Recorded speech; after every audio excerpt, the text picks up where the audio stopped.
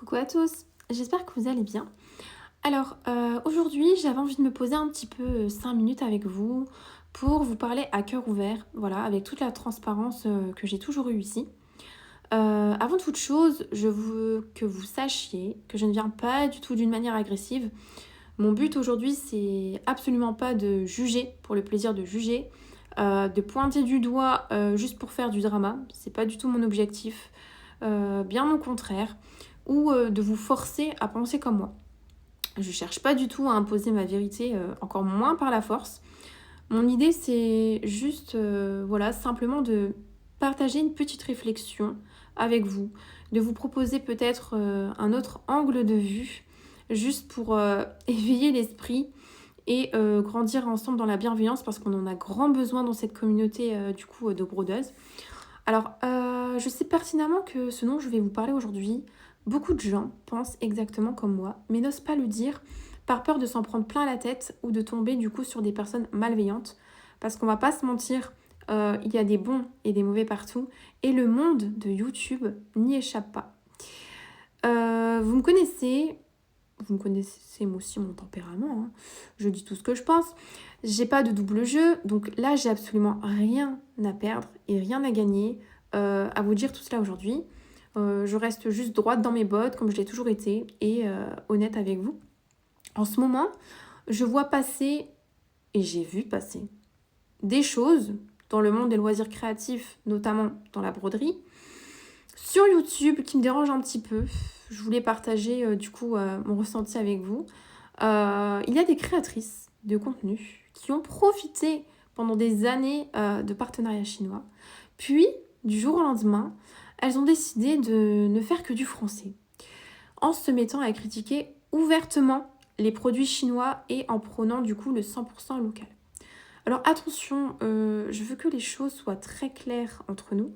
J'ai un respect immense pour les créatrices qui ont choisi du coup de se tourner vers le français et qui s'y tiennent jusqu'au bout. Créer des diagrammes, monter des kits, surtout en France, j'imagine que c'est un travail de dingue. Et c'est un investissement de tous les jours, ça je n'en doute pas. Et du coup, franchement, un grand bravo à elle. C'est une démarche magnifique que moi je salue à 100%. En revanche, ce que je n'aime pas, par contre, c'est l'hypocrisie et le manque de respect envers la communauté, donc les gens qui nous regardent, et aussi envers les autres créatrices de contenu, qui sont parfois mal vues parce qu'elles ont des partenariats chinois ou qu'elles choisissent d'acheter sur des boutiques chinoises. Voilà, ce que je ne supporte pas, ce sont celles qui font de grands discours moralisateurs pour se donner une belle image, mais qui, dès qu'elles voient une opportunité financière ou que le vent tourne, elles changent de fusil d'épaule. Alors aujourd'hui, elles voient que la qualité chinoise, du coup, elle est devenue incroyable, parfois tout aussi excellente que la française, il faut le dire. Alors du coup, elles reprennent des partenariats tout doucement à l'étranger, comme si de rien n'était. Et quand leurs propres abonnés, du coup, leur demandent des comptes, puisque c'est normal, le contenu ne correspond plus à ce qu'elles ont l'habitude de voir, elles leur demandent, mais pourquoi du coup tu y reviens alors que tu crachais dessus il y a encore quelques semaines? Et il n'y a pas de réponse. Ben on attend les réponses. Que se passe-t-il? Donc pour moi, voilà, il ne faut pas changer de veste selon le vent, voilà, par pur profit. Là, je vous dis, c'est pas une question de conviction hein, de leur part, hein. C'est juste du double jeu, c'est tout. Et au-delà de cette hypocrisie, moi, il y a un truc qui me pèse encore plus et qu'il faut oser dire. C'est qu'il y a un dénigrement systématique qui ressemble parfois, hein, à la limite, hein, du racisme dissimulé. Donc, on est arrivé à un point, vous vous rendez compte, où pour certains, l'équation, elle est automatique. C'est-à-dire que si c'est chinois, c'est forcément de la merde. Voilà. Donc, c'est forcément toxique, c'est forcément du vol. Voilà. Et on a un raccourci comme ça permanent et avec un ton hein, condescendant qui va avec, bien entendu. Pour parler du coup de tout un peuple et de son savoir-faire, parce que oui, ils sont capables de faire de grandes choses si on s'y intéresse. Et moi, je trouve que c'est hyper violent et c'est hyper injuste, voilà, donc c'est pour ça que j'en parle. C'est rejeter quand même en bloc, voilà, toute une culture sans chercher à comprendre, juste par préjugé occidental. Voilà, donc je trouve ça profondément dégueulasse. Après, moi, je vous dis pas ça pour défendre les compagnies les chinoises, parce qu'en fait, j'ai des partenariats aujourd'hui. Je vais pas dire ça pour ça. Vous le savez, vous pouvez le voir d'ailleurs, bien avant d'avoir la chance d'avoir des collaborations du coup sur ma chaîne, au tout début de ma chaîne, quand j'ai repris le point de croix, les toiles que je vous ai montrées, je les ai achetées avec mes propres petits sous et c'était déjà des toiles chinoises. Je les ai achetées sur Dreamstitch, Biggest Craft et j'avais aucun partenariat. Donc j'ai absolument rien à y gagner et rien à perdre de vous dire cela. Voilà, j'ai toujours été droite et honnête avec vous. C'est pas aujourd'hui que je vais mentir. Voilà.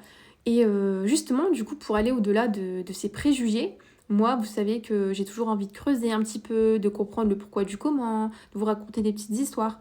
Et du coup, parfois, on a l'impression en Occident, c'est vrai, qu'ils volent les illustrations des artistes pour les mettre en point de croix.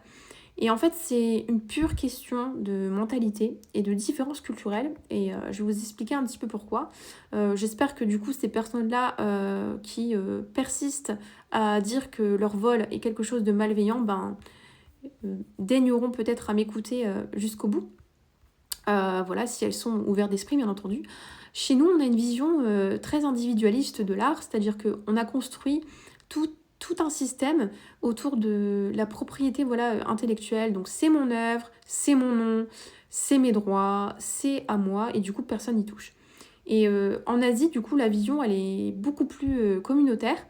C'est-à-dire que pour eux, une fois qu'une belle image est partagée avec le monde, elle entre dans un flux global. C'est-à-dire que l'art appartient un petit peu à tout le monde et leur but est de propager le beau au sein de la communauté, c'est tout. Il n'y a aucune malveillance derrière. Et du coup, c'est là qu'intervient une culture qu'ils ont qui est la transmission et l'hommage. Et d'ailleurs, c'est un nom, c'est le Shanzai et le Honshin. Voilà. Et dans leur histoire et leur philosophie, pour eux, copier le travail d'un maître ou d'un artiste, parce qu'ils ont fait aussi des œuvres d'art dans la peinture, dans plein de choses, c'est pas du tout un affront, c'est le plus grand des compliments. Donc c'est-à-dire que si vous êtes un artiste et que vous vous faites copier, eh bien il faut voir cela comme une bonne chose parce que cela voudrait dire que vous êtes talentueux. Et même entre eux, dans leur communauté, c'est-à-dire qu'un asiatique peut copier un autre asiatique parce qu'il justifie que son travail, et ça s'est déjà vu. Il ne copie pas que l'Occident, non, pas du tout, voilà. Et du coup, voilà, leur but, et ça, c'est pas que depuis maintenant, c'est depuis des siècles, ils apprennent justement l'art là-bas en réinterprétant, en adaptant, en transformant parfois du coup une idée pour la rendre accessible à tous. C'est vraiment leur but. Donc quand un fabricant prend du coup une illustration numérique, passe des heures à la transformer en diagramme de points de croix, à trier les fils, à ajuster les couleurs, etc. Pour lui, en fait, il ne vole pas. Il fait un travail de création à sa manière. Il rend hommage à l'œuvre du coup originale et il permet donc à la communauté des brodeurs, donc là je prends l'exemple de la broderie, mais ça peut être autre chose, de la faire vivre de ses propres mains. Voilà, c'est tout. Alors, on a tout à fait le droit de ne pas cautionner cela. Et je le comprends totalement parce que c'est pas notre culture. Mais on peut quand même essayer de comprendre comment les autres pensent. Et ça, je vous assure que si vous le faites, ça permettra d'alléger votre esprit et d'arrêter de tomber dans ce mépris gratuit. Pour tout vous dire, moi, cette réflexion sur l'ouverture d'esprit, etc., la déconstruction des préjugés, elle m'a encore plus marquée quand récemment, du coup, j'ai vu une vidéo de TB Jones. Alors, je veux pas dire que ça n'a strictement rien à voir, ça a à voir un petit peu, c'est pour ça que je vous en parle. Donc, je ne sais pas si vous le suivez, mais c'est un créateur, un petit jeune, voilà, comme moi, qui voyage partout dans le monde pour se faire son propre avis, loin des filtres, du coup, des médias traditionnels. Et il a sorti un reportage incroyable où il est parti passer 10 jours en Afghanistan en immersion totale au cœur du régime des talibans. Donc il les a côtoyés et il y est parti en tant que Français, non musulman, sans chercher à adhérer ou à cautionner leur doctrine, mais simplement pour observer, écouter, essayer de comprendre une réalité totalement différente de la nôtre. Et ce reportage, il a vraiment poussé, il a bousculé vraiment nos certitudes qu'on peut voir un petit peu à la télé. Voilà. Donc vous savez, j'ai fait des études d'art. Et du coup, voir des œuvres profanées, détruites, modifiées, etc. de base, moi, ça me fait très mal au cœur. Mais voilà, c'est normal en tant que passionnée, c'est normal que ça me touche un petit peu profondément. Mais quand on regarde du coup ce genre d'immersion et qu'on s'intéresse un petit peu à l'histoire, on découvre vraiment une autre perspective. On comprend par exemple, donc je prends l'exemple des Afghans, qui ont subi 40 ans de guerre, de corruption et des immenses souffrances du coup liées à la colonisation et à l'occupation américaine. Le peuple là-bas, du coup, a accumulé une immense colère. Voilà. Et du coup, quand ils ont détruit certaines œuvres ou symboles liés à cette période, mais en fait, c'était des choses que les Américains avaient laissées, comme œuvres d'art, etc., en fait, c'était pas juste de la destruction gratuite, c'était vraiment une réaction à la douleur que cette colonisation leur a infligée. Et c'est pour vous dire qu'encore une fois, on ne cautionne pas le geste, mais grâce du coup à la démarche de T.B. Jones, on comprend le contexte et le pourquoi. Et aussi, on réalise, comme je vous ai dit, que ce que nous vend la télévision manque souvent cruellement de nuances. Et c'est exactement comme pour les clichés sur la Chine. J'aurais pu vous prendre un autre exemple, c'est vrai, mais c'est le premier qui m'est venu en tête. Voilà. Mais il y en a plein, du coup, d'exemples comme ça dans le monde. Il faut juste s'intéresser aux autres. Le monde ne s'arrête pas à la France. Géographiquement, vous savez, on a un tout petit pays et on a vraiment besoin des autres pour exister. D'ailleurs, il y a énormément d'entreprises françaises qui choisissent de faire produire à l'étranger. Mais à votre avis, pourquoi? Parce que ce sont d'immenses bosseurs. Voilà, il faut le dire. Ils sont ultra réactifs à la demande. Ils font un travail parfait, souvent moins cher, et ils ne comptent pas leurs heures.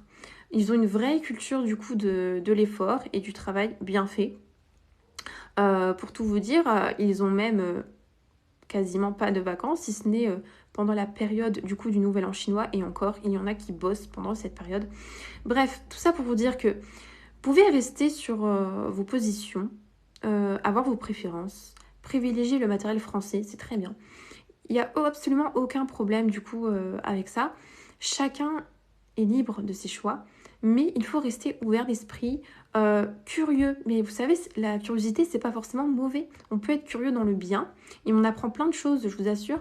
Et voilà, vous vous informez sur la culture des autres sans agressivité, juste pour vous éveiller l'esprit, et je vous assure que ça change tout. C'est comme ça qu'on évite du coup les jugements hâtifs, qu'on combat les amalgames et qu'on grandit tous ensemble dans le respect mutuel. Donc voilà, merci beaucoup de m'avoir écouté. Donc j'espère avoir quand même des retours calmes et constructifs en commentaire, de ne pas me faire taper dessus. Voilà, je vous fais de bien gros bisous, prenez soin de vous et de vos proches. Et puis on se dit à très vite pour une nouvelle vidéo. Bye!